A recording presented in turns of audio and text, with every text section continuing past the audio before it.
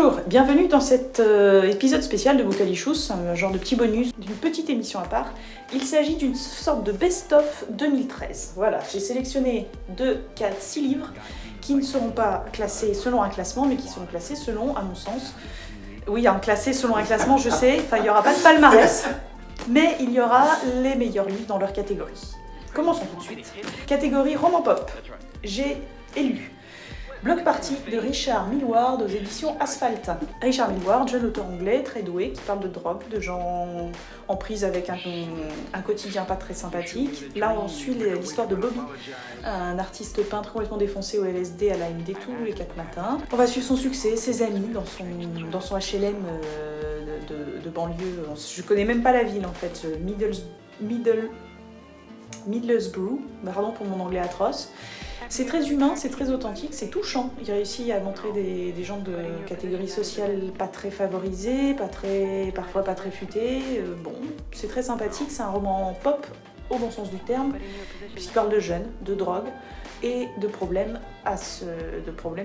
quotidiens. Meilleur The Travel Book s'appelle Sur la route Gain. Il a été écrit par Guillaume Cherel, pardon Guillaume, et publié chez Transboréal. Ce type a fait ce que je rêve de faire depuis que j'ai vu l'expo Kerouac, pardon Jack, ça fait beaucoup de pardon, l'exposition de Kerouac au musée des lettres et des manuscrits, où il y avait le rouleau de Kerouac qui était exposé. Il a refait le trajet de Jack Kerouac jusqu'à San Francisco, enfin même jusqu'au Mexique, hein, pour être précis.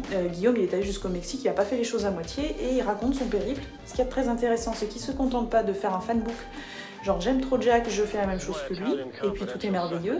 Il raconte vraiment l'Amérique d'aujourd'hui, son ressenti de l'Amérique d'aujourd'hui, différentes catégories sociales, qu'ils soient fortunés à Hollywood ou des pauvres dans la banlieue de Détroit. C'est très sympa, c'est raconté avec un style vraiment spontané, on a l'impression de l'entendre penser et ça nous donne qu'une envie, c'est faire la même chose. The Press People Book s'appelle Hollywood Babylon de Kenneth Anger. C'est paru chez Tristram, l'éditeur indépendant Tristram. Kenneth Anger qui est surtout connu par les hipsters cinéphiles que nous sommes, tous plus ou moins, pour ses courts-métrages très spéciaux.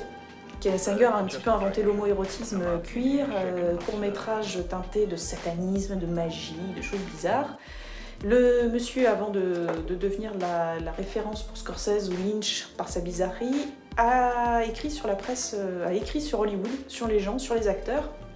Et ce petit livre qui avait été publié une première fois en 1969 n'avait pas été en France jusqu'ici. Ça retrace un petit peu l'Hollywood sombre. C'est-à-dire loin des paillettes, du glamour, on a toutes les histoires de mœurs, de meurtres, de viols, de drogue, l'homosexualité cachée de certains, la pédophilie de d'autres. Il faut savoir qu'être homosexuel dans les années 30 à Hollywood, c'était pas sympa, c'était pas très recommandé non plus. Donc on a tout le background d'Hollywood. C'est croustillant et c'est pas non plus sordide. C'est juste très intéressant. The Anthologie. Alors oui, elle est parue fin 2012, mais je l'ai lu début 2013, donc ça compte quand même. De toute façon, c'est moi qui décide. Ça s'appelle Death is a Star, ça a été écrit par Agnès Michaud et Antoine Lenoir. C'est paru chez Flammarion. C'est, comme son nom l'indique, une anthologie sur la mort.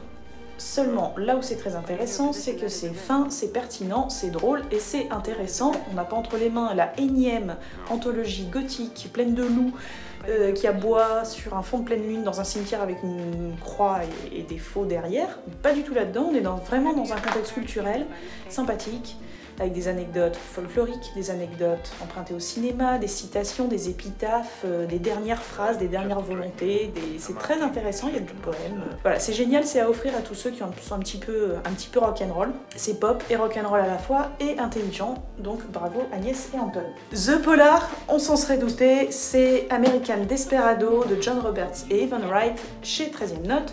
Bon, j'en ai déjà parlé, tout le monde en a parlé, Augustin Trapenard en a très bien parlé, voilà, on a tous été d'accord dans le milieu littéraire sur ce livre, qui est à la fois un polar par son propos, mais également un super documentaire, et une plongée donc dans la tête du cocaine cowboy John Roberts, qui est malheureusement mort, enfin malheureusement parce que j'aurais aimé l'interviewer, pardon pour toutes nos familles, voilà, bref. C'est absolument génial puisqu'on plonge vraiment dans sa tête et non seulement on apprend plein de choses, c'est-à-dire comment faire transiter de la drogue de manière très intelligente entre l'Amérique du Sud et l'Amérique du Nord, mais également on assiste à une véritable remise en question du bien et du mal, de la limite du bien et du mal et de l'intelligence. Maléfique on pourrait dire, ou de la bonne intelligence, mais John Roberts avait l'air d'être quelqu'un de très complexe qui a été magnifiquement mis en lumière et amené à la lumière par le journaliste Evan Wright. Et pour finir, dans la catégorie roman magistral, j'ai élu, là encore je pense que à peu près tout le monde est d'accord, et quelquefois j'ai comme une grande idée de Ken Kesey, publié chez Monsieur Toussaint Louverture. Monsieur Toussaint Louverture que j'aime énormément beaucoup, une petite maison d'édition indépendante située dans le sud-ouest et qui publie des livres géniaux. Ça devient embêtant parce qu'ils sont géniaux à chaque fois, je dis la même chose, vos livres sont géniaux. C'est ce livre qui a été écrit par l'auteur de Vol au-dessus d'un nid de coucou. C'est une fresque, c'est une tragédie. C'est toute la littérature du XXe siècle des États-Unis qui est concentrée dans ces 800 pages. La littérature des grands espaces, la littérature de voyage, la littérature sociale. On plonge en plein drame social. Ce sont des bûcherons en grève au fin fond de l'Oregon. Ça c'est pour le côté social. Pour le côté familial, il y a une famille de bûcherons et un type qui fait ses études, genre un jeune intello qu'on imagine un peu précieux sur les bords, retourne au patelin pour aider sa famille à gérer l'exploitation.